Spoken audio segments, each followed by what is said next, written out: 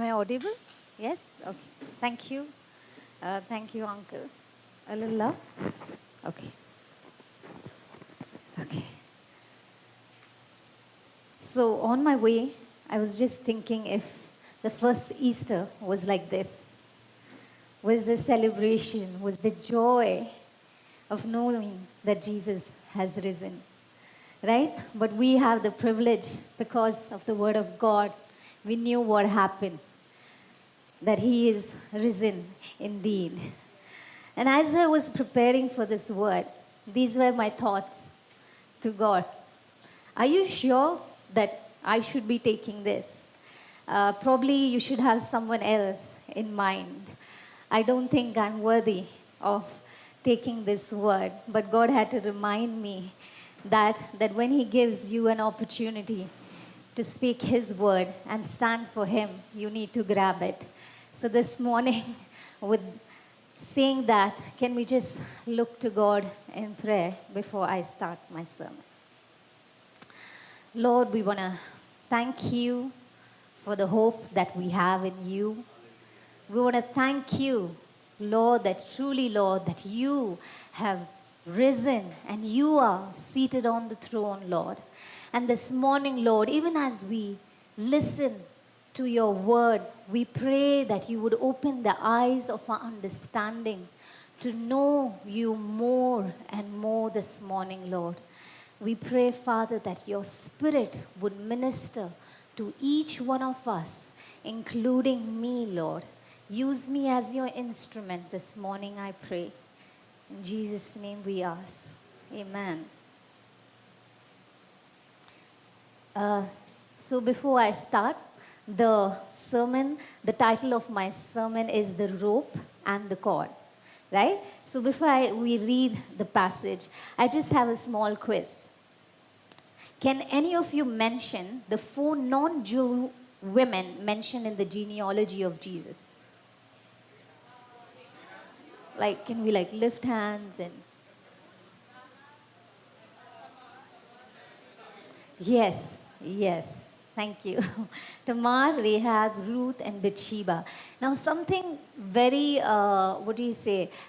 similar in all of them, or common in all of them, was that all of them were involved in some form of scandal with regards to adultery, right? But yet we see that all of them have been mentioned in the genealogy of Jesus, which shows the God we serve. And I'm sure that each one of us should be privileged and honored and be humbled that all of us as well have been grafted into the family of God, right? So we will be reading Joshua 2, the whole chapter, and then we will be moving on to Joshua 6 from 22 to 25.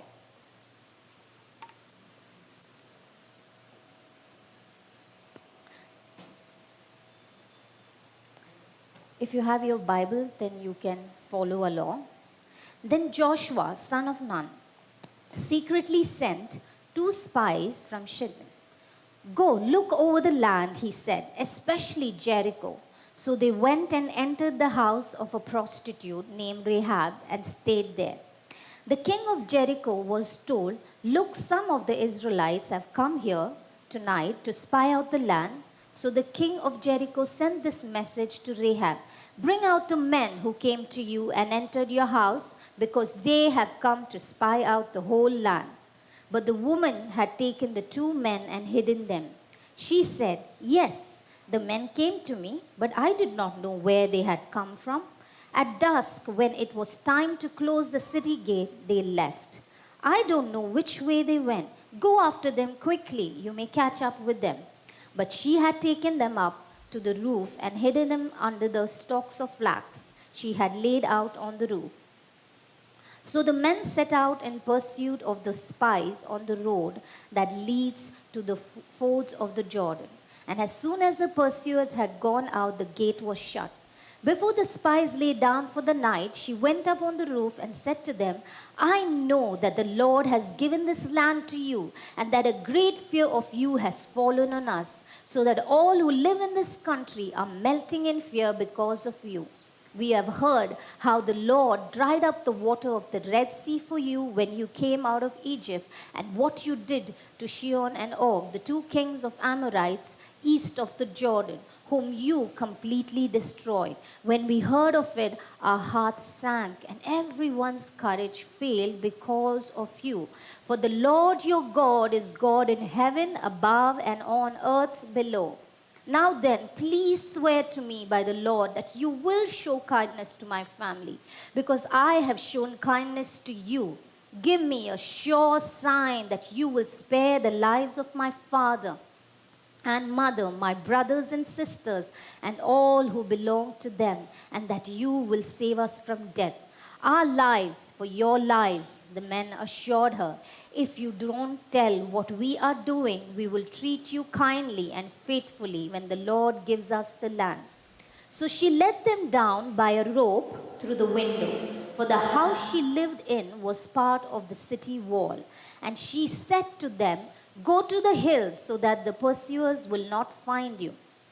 Hide yourselves there for 3 days until they return, and then go on your way." Now the men had said to her, "This oath you made us swear will not be binding on us, unless we enter the land you have tied the scarlet cord in the window through which you let us down, and unless you have brought your father and mother, your brothers, and all your family into your house. If any of them go outside your house into the street, their blood will be on their own heads. We will not be responsible. As for those who are in the house with you, their blood will be on our head if a hand is laid on them. But if you tell what we are doing, we will be released from the oath you made us swear." "Agreed," she replied. "Let it be as you say." So she sent them away, and they departed, and she tied the scarlet cord in the window. When they left, they went into the hills and stayed there 3 days, until the pursuers had searched all along the road and returned without finding them. And the two men started back, and they went down out of the hills, forded the river, and came to Joshua, son of Nun, and told him everything that had happened to them. And they said to Joshua, "The Lord has surely given the whole land into our hands, and all the people are melting in fear because of us." And Joshua 6:22 to 25 says, Joshua said to the two men who had spied out the land, "Go into the prostitute's house and bring her out and all who belong to her, in accordance with your oath to her."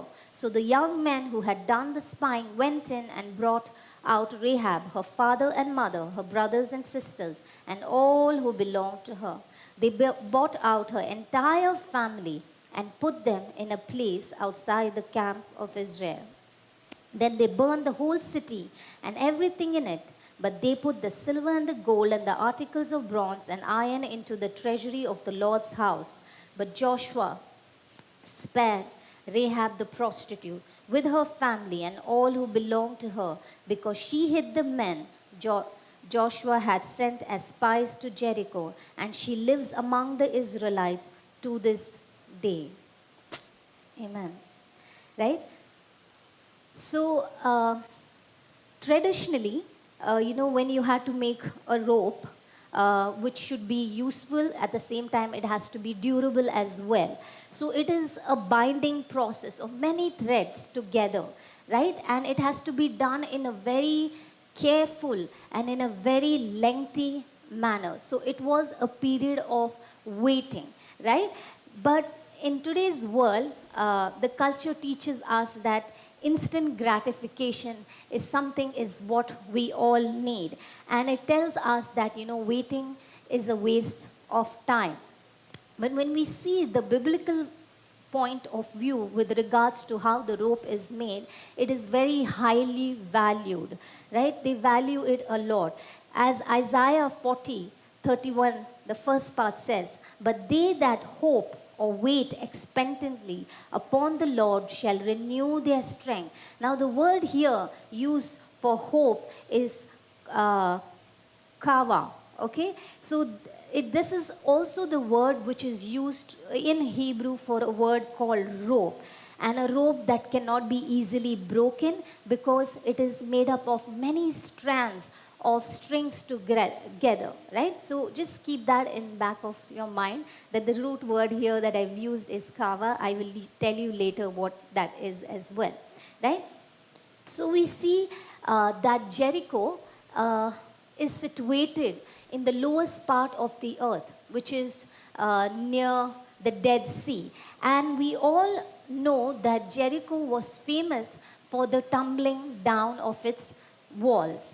And in this city, we see a woman called Rahab, right? As the Bible tells us that she was mentioned in the genealogy of Jesus. And we see, as we read Joshua 2 and 6, we see this passage how God actually used Rahab to carry out his plan of redemption for mankind, which includes each one of us as well. So as I was, meditating on this passage, God reminded me of something, and I remember Suni Auntie telling this as well in one of her sermons, as how God is the one who always takes that first step to redeem man, that he is always the one who provides a way. He's the one who provides the way first, and he's the one who takes the steps towards mankind for redemption. Even in the Bible, we see Adam and Eve, when they sinned, they covered themselves with leaves, and leaves are so temporary. But we see what God did here. He clothed them in something which is more durable, more sustainable, right? That is the skin of animal. And he did this to cover their shame. And we see Noah, how God told him to build an ark, and how he saved his family and the animals and the birds through this ark that God had instructed him to build. We see Abraham, when he was asked to sacrifice his son Isaac, that as a substitute for his son, God had provided a ram. Now, as I gave you these examples, all these acts mention in some way or another point to the cross. And we see here Rahab, how redemption came knocking at her door. Right? So from this passage, what can we learn? So the first thing is that Rahab cooperated with God's plan. So Rahab had a choice. Do we all agree? Yes, she had a choice to say no, probably you can go look somewhere. But she opened her house to the spies. She chose to allow them into her house, knowing that this is risky, knowing that the king, if they are going to find out that she's the one who has accommodated them in, could even put her to death, right? But still, we see that she made a choice again here to hide them. Now, why do I say that she cooperated with God's plan? It is because she knew who the God of Israel was. She partnered with God, and because of her willingness, we see that the story did not end here, right? So many times in my life, I have tasted God's goodness. I have seen miracles. I have seen him do the impossible, his faithfulness. But I have failed to cooperate with God's plan. Like how Freddie and Martina said in one of his points, that we feel that, my way is better. I feel it's more less risky. I know my situation. I know that how I feel. I don't think anyone is going through what I am going through. And that kind of robbed me from actually doing what God wanted me to do, right? So I'm sure we all agree that God speaks to us in many ways. Yes? Okay, so one way is through our husbands as well. Wives, do you agree? Yes, yes. So many times when I have spent time with God, God would have given me a specific, task or something that I need to work on to do. And as soon as I come, I will talk to Shri, and he would not know anything what God said, and he will reiterate the same thing in, reconfirm, not exactly in the same word, but in the same lines. And I would just look at him and verbally say, okay, okay. But in my heart, it is not okay, because I want to do it my way, right? And every time I did that, I would end up in a mess. Okay, for whatever I started would be a big mess, because I did not want to cooperate with what God had planned. And we see even through the Bible, uh, people who have partnered with God, and because they partnered with God, they kind of paved a way for God's redemptive plan to come to pass, right? Similarly, we see Jesus. He cooperated with God's plan of redemption. Just to remind you that Jesus was fully man and fully God. That means he understood pain, joy, anger, disappointment, and every other emotion that each one of us go through. But still we see that Jesus willingly chose to come to this world and do the will of the Father. We even till date we see, because of what Jesus willingly did, that the story has not ended yet, but his act of redemption still continues on. So what can we apply? So which areas of our life have we not cooperated with God's plan? Have we let fear or our own desires get in the way of partnering with God's plan? So if you're taking down notes, probably you can go over in your time and talk to God about this, right? So the second thing we see Rahab did was she substantiated God's plan. So as we read verses 8 to 11, we see that she actually validated what God had done. Now, when we read this passage, nowhere does, kind of tell us that, Rahab had faith in God. But I like to believe that, yes, she had faith in God. As the Bible tells us, faith comes by hearing. And we see in a specific verse from 8, she says, when we heard of it, she spoke of the Red Sea that was dried. She spoke of the king of Amorites who were destroyed. As Freddie, I think in Numbers 32, mentioned the Amorites, King Og, and as well. And as I was reading this specific passage, I was thinking, the men, yes, they decided, they agreed, they obeyed, and they went into Jericho. But what were they going through when they were actually hiding? They were hiding for their lives, and they were not sure what was going to happen, right? But as Rahab came before they slept, and she was telling them, we know who your God is. We know your God is a God of heaven and God of earth, and he did all these things. I'm sure those words were kind of reminding them who their God was. Probably it was stirring their faith as well, right? So just a month or two back, we had someone home who visited us, and they were sharing like how they as a family, a church that wanted to start something small that could impact their neighborhood or the state that they were living in. And out of nowhere, God provided for them in every way that now they are able to reach out to the neighboring states as well. And not only that, the government recognized their work and awarded them the highest honor. So generally, this highest honor is given to someone who is in this specific field after 5 or 6 years only. But here he said, we got the honor just after 1 year being in this ministry. And this really stirred my faith as I was listening, and how he was telling how God led and how God was doing so many things. And I was just in awe of God and what God can do. And we see even in Abraham's life that he also validated God's plan.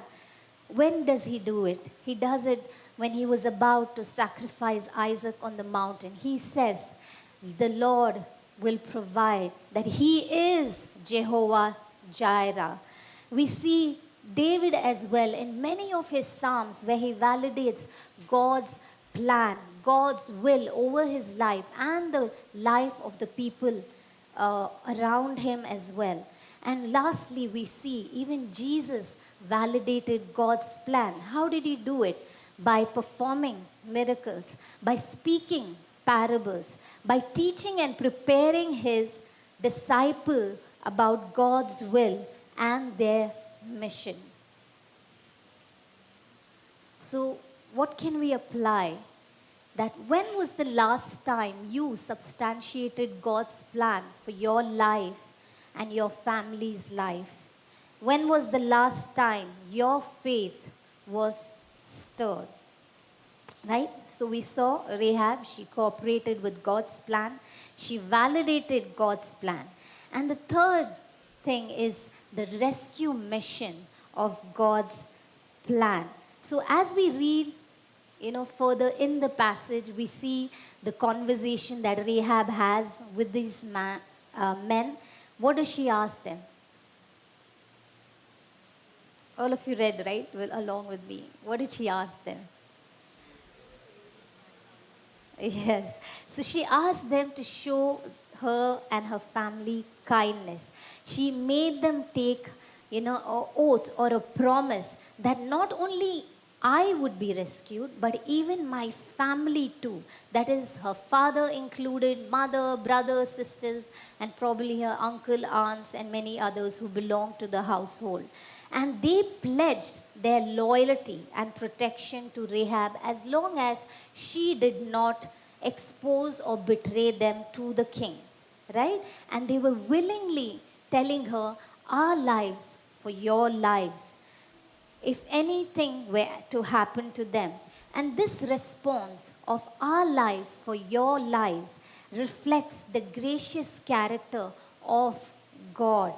Now, the difference between Israel and Canaan was not based on race, but it was based on the loyalty to God. Right? And the general instruction that was given that you have to destroy completely the Canaanites was not applied to people who came with genuine faith, right? Who believed in God, like how Rahab was shown grace because of who she knew God is, right? Now, in verse 15, if you see, we see that the promise is made, the oath has been made, and she lets them down with a rope, right? She lets them down with a rope.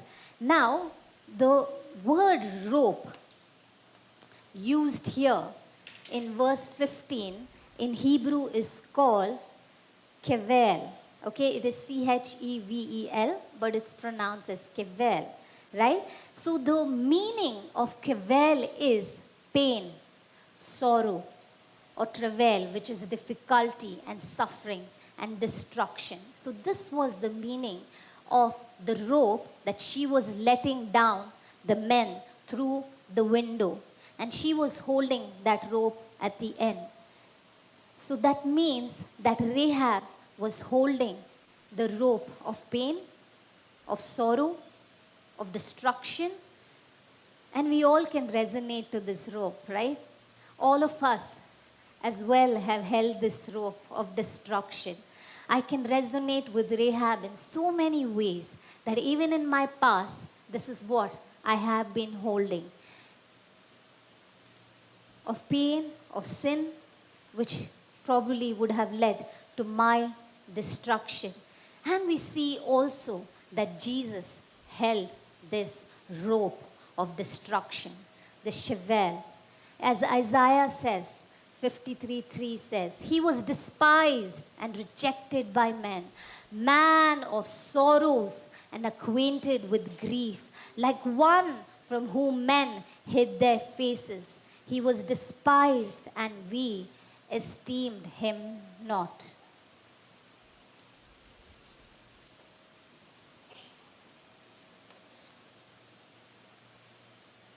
this morning, can we just like take few seconds to thank God for his graciousness towards us, because each one of us, like Rahab, have not been consumed by the destruction of God.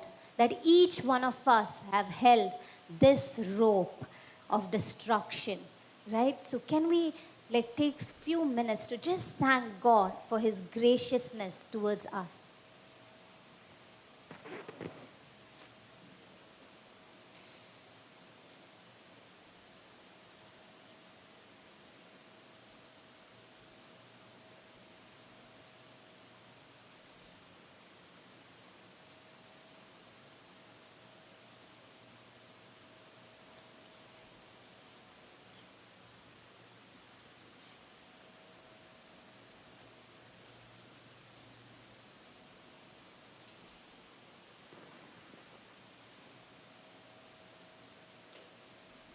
The second is, what rope are you holding now? This is for your self examination when you go back. And the last thing, we see the sure sign of God's plan. Right? So, what did they tell her to do before they left? Yes, they told her to do something. Right? So I was just trying to understand, what would have actually been going through Rahab's heart and mind the whole time. The spies came, she let them off. She knew what was coming. She knew destruction of Jericho was coming. I don't know what her emotions would have been like. So I was trying to put myself in her position, right? And this is what I would have experienced: fear, anxiousness, uncertainty, maybe a trace of doubt, or probably I would have gone 100 times near the window to see, is the destruction coming? When is it going to happen? So I remember as we were growing up, my dad was never in favor of watching TV. He always thought that it was a waste of time and it did nothing to us. But we still had a TV at home, but we were not allowed to really watch it unless it was Discovery Channel, right? And we remember that during our holidays, Dad would go for work, and uh, we would tell Mom that if Dad came, then please let us know. So we would, and the TV would be in the hall, and we would sit and we would be watching whatever we liked, right? So for us, our sure sign of Dad's coming was his scooter noise. Okay, so when we hear it in the end of the road, we would know Dad is coming, and we would quickly put the TV off, and we would be like either studying or reading or helping Mom or doing something, right? So that's what our sure sign was, that Dad was coming. But there were times where my dad, all dads are much smarter, much wiser than all the children, I would say. He would put his scooter off at a certain, at the beginning of the street, because it was kind of like a downhill. So he really didn't need the accelerator as well, right? And we would get caught. But he would say nothing. Being gracious, he would not say anything at that point, right?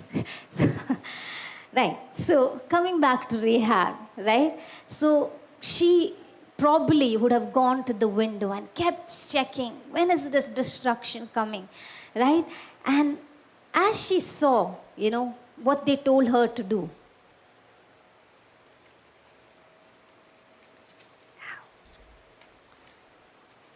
was the scarlet cord. Probably she kept looking at the scarlet cord, reminding herself of what the spies told her: our lives for your lives. Our lives for your lives. And many times in my own life, I have let all these emotions take over me. And I had to keep reminding myself of who God is. What does His word say? What are His promises that He has given me? And I love Rahab's courage. Not only did she ask the spies to promise her to show kindness and mercy to her and her family, but she said, give me a tangible proof.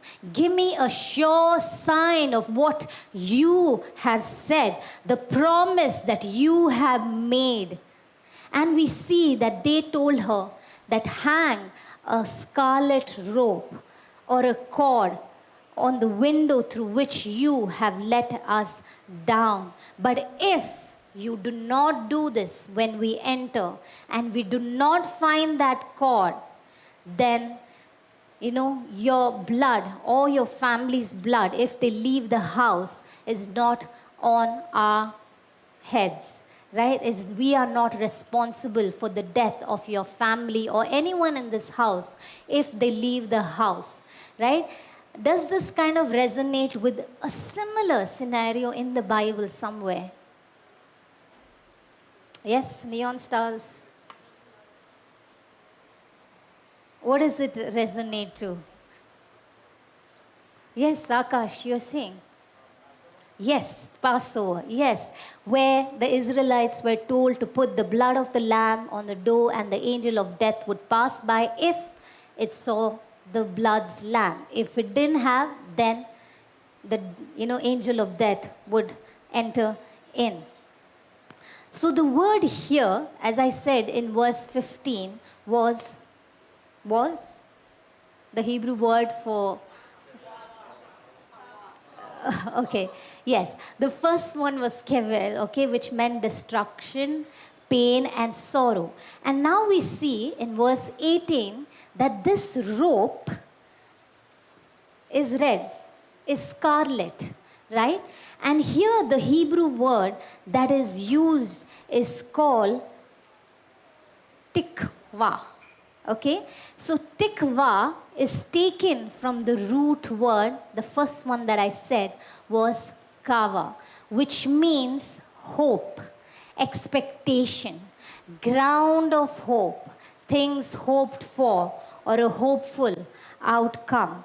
Now, in the English, dictionary, the word hope is an abstract, which means to want something to happen or be true. But in the Hebrew word, which is the root word, it offers us a visual hope as an ever-strengthening rope. And now we see Rahab was holding on to this. She was waiting in hope with expectation. And the scarlet rope was a sure sign that reminded her of a hopeful many tomorrows that lay ahead of her and her household.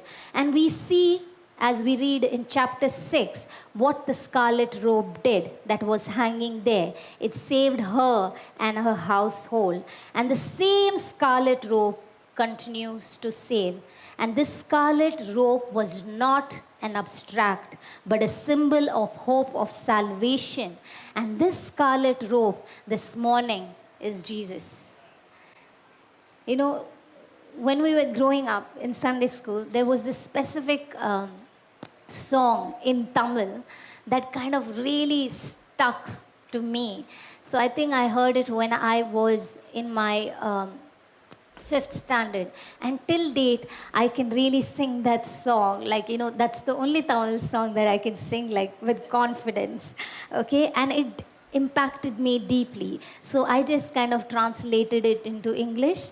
For all those who know Tamil, like, you can ask me that and you can tell me if it is accurate or not. So the lyric says, a red cord was hung on a window as a sign of redemption, and one household was saved, and that was Rahab's household. He hung on the cross and shed red blood as a sign of redemption, and the world was saved, and we are one of that household. That means each one of you are that household that is saved. So, coming to application this morning, what does the message of the cross mean to you today? So in conclusion, as I said, that our sure sign, the scarlet robe, tikva, is Jesus, who took the rope of destruction, which is kevel, right?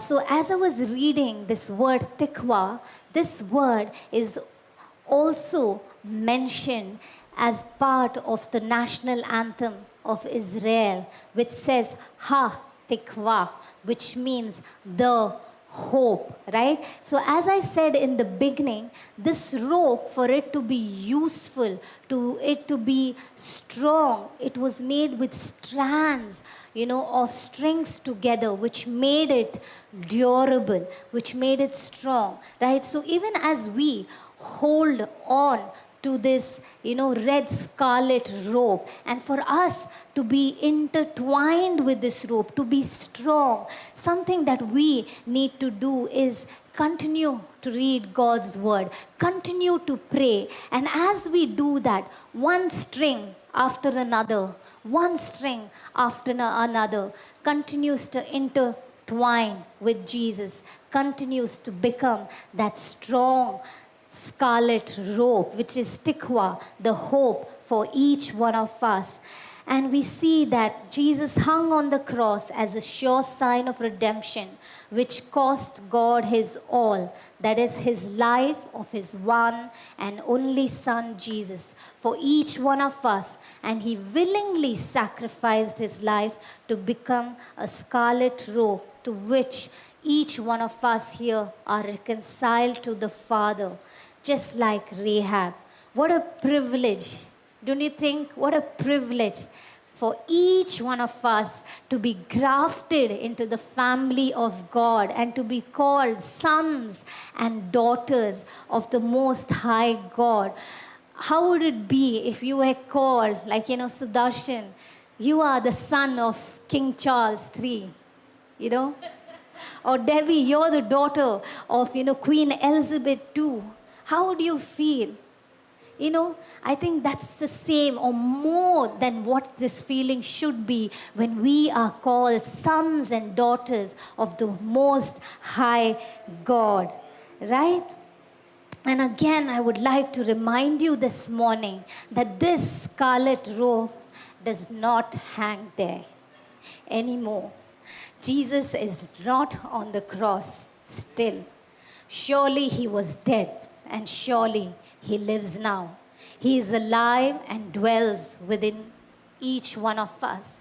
Colossians 1:19-20 says, "For God was pleased to have all his fullness dwell in him, and through him to reconcile to himself all things, whether things on earth or things in heaven, by making peace through his blood shed on the cross."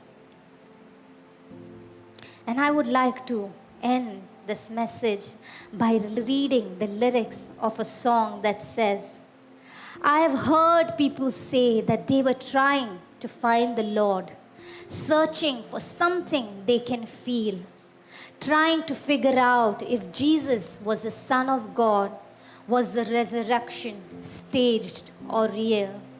When I'm asked what I think, did Jesus live or die, I just stand and boldly tell them what I think and why. Well, you can go down to a manger in a town called Bethlehem. Try to find the baby Jesus, but he won't be lying there. Walk the Via Doloroso to a hill called Calvary. Look for the Lord, but you won't find him hanging on that tree. You can go down to a garden where you will see a borrowed tomb. Take a look inside, and all you find is just an empty room. Jesus died, but he is not dead, and he is coming one more time. He's alive. He's alive. He's alive. Thank you.